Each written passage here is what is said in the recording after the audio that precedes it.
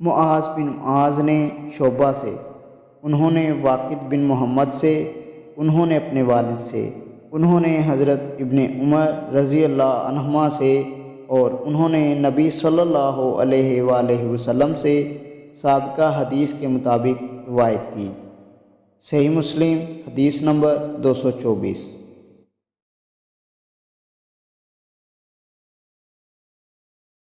محمد بن جعفر نے کہا، ہم سے شعبہ نے واقد بن محمد بن زید سے حدیث بیان کی کہ انہوں نے اپنے والد سے سنا، وہ حضرت عبداللہ بن عمر رضی اللہ عنہما سے حدیث بیان کرتے تھے۔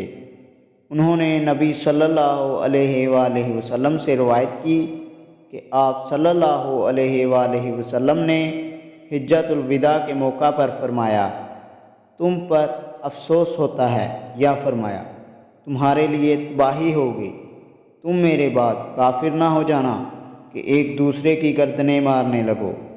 صحیح مسلم حدیث نمبر 225۔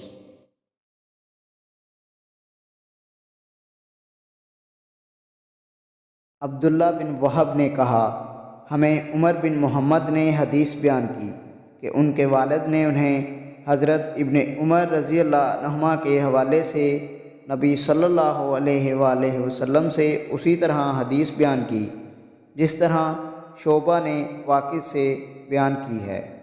صحیح مسلم حدیث نمبر 226۔